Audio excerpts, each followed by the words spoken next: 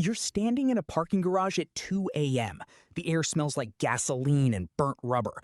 Somewhere in the distance, a crowd of strangers is waiting for you to do something reckless with a car that isn't yours.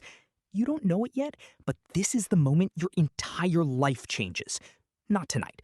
Tonight, you're just a person who knows how to drive faster than they should. But the chain reaction that starts in this garage will eventually put you behind the wheel of a car worth more than most houses, with a film crew surrounding you and a director counting down from 3. This is every level of that journey. What it pays, what it costs, and what changes at each rung of the ladder. From the parking garage nobody knows about, to the movie set where the whole world is watching you drift through a corner at 140 miles an hour. Level 1. The parking garage. You are not a street racer yet, not in any meaningful sense. You're a person with a car and a willingness to do things in it that most people wouldn't. The distinction matters because a street racer has a reputation. A street racer has people who show up specifically to see them. You don't have that yet. Your income at this level is negative. You spend money on tires. You spend money on fuel. You spend money fixing what breaks. Nobody sponsors the person who might be good someday. They sponsor the person who already is. What you are building at this level is not an audience. You are building a skill. The specific skill of driving at the edge of control and making it look like you were never not in control. This skill is not taught anywhere. No school offers a degree in holding a drift through an intersection at 3 in the morning while your heart tries to leave your body. It is developed through repetition. You are bad at it. You do it anyway. You watch footage of yourself. You cringe. You do it again slightly less badly.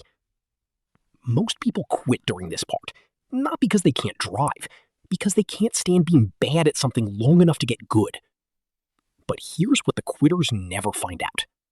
Level 2. The underground circuit. Your name starts circulating, not your real name, the one someone gave you after they saw you take a corner that should have killed you.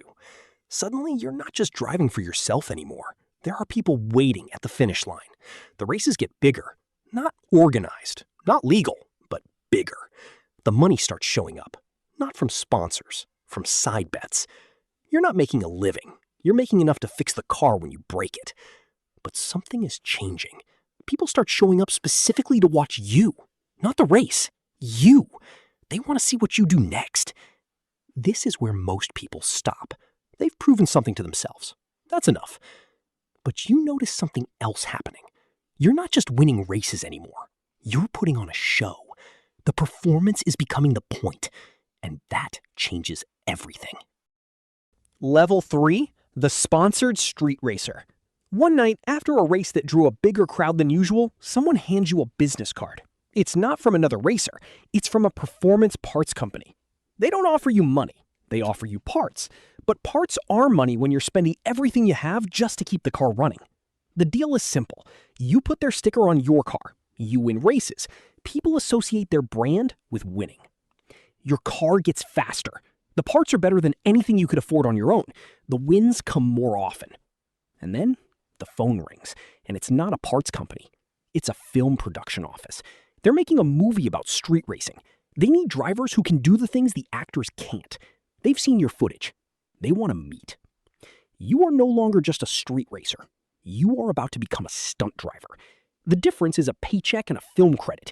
But the difference is also that the thing you used to do in the dark for a crowd of 50 is about to be filmed from 8 different angles and seen by millions. Level 4. The Hollywood stunt driver. You show up to a closed set at 4 a.m. The security guard checks your name against a list. Your name is on the list. You belong here. The car they give you is not your car. It's a heavily modified precision machine that costs more than every car you've ever owned combined. There are cameras mounted everywhere, inside the car, outside the car, on drones, on cranes. A director explains what he wants you to do. Take the corner at speed, initiate the drift early, hold it through the intersection. Don't hit the camera car that will be tracking you from 6 feet away. The first take is terrifying. Not because the stunt is difficult. You've done harder things on public roads with traffic. It's terrifying because there are 50 professionals watching you, and every single one of them is being paid to be here. And if you mess this up, the entire production stops. Then, the director says action. And something clicks. Your body knows what to do. The fear doesn't disappear, it converts into focus. You nail the take. The car slides through the corner exactly as planned. The camera car captures it perfectly. The director calls cut. Someone on the crew actually claps. You sit in the car for an extra second because you don't want to get out and have to act normal about what just happened. You make more money in 3 days of filming than you made in 6 months of underground racing. The check clears. The bank doesn't flag it. This is legal. You did the same thing you always did. You just did it with a camera pointed at you. This is the level where you realize something important. The driving was never the valuable part. The valuable part was the fearlessness. And fearlessness is rarer than talent. Level 5. The go-to driver. Word spreads through the industry, not through the street scene, through the industry. You're the person they call when the stunt is too dangerous for the lead actor and too complicated for the regular stunt team. You work on bigger films. The stunts get more complex. You're not just driving anymore. You're choreographing. Every slide, every near miss, every impossible corner is planned and rehearsed and executed with the precision of a dance routine. You're earning 6 figures per film. Sometimes more if the stunt is the kind of thing that requires special insurance. The insurance company knows your name. You're on a list of people who are approved to do the things that other people are not allowed to try. Your car in the garage at home is now worth more than the apartment you lived in 3 years ago. The garage itself is different. Bigger, cleaner, filled with equipment that has 0 scratches on it. Then, one day, the call is different. It's not a stunt coordinator, it's a director, a famous one, the kind whose name is the reason people go to movies. They don't want you to double the actor, they want you to be in the movie, as yourself.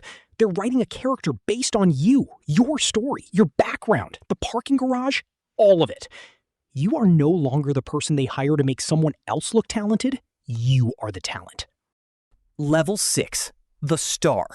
You sit behind the wheel of a heavily modified sports car. Hundreds of crew members surround you. The director counts down. 3, 2, 1. You slam the accelerator. The car launches through the city. Every movement is being captured by 12 cameras and a helicopter. You drift through a corner that took weeks to design. The car slides perfectly. The helicopter captures the angle. It's going to look incredible. This is not a cameo. This is your movie. Your name is on the poster. Your face is in the trailer. The studio spent millions of dollars because they believe people will pay to watch you do what you used to do for free in an abandoned industrial district. You earn more from this single film than you earned in your entire previous life.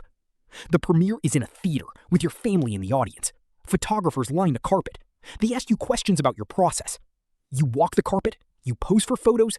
You answer questions about your process as if there was ever a process other than going to the garage and driving until you stopped being bad at it.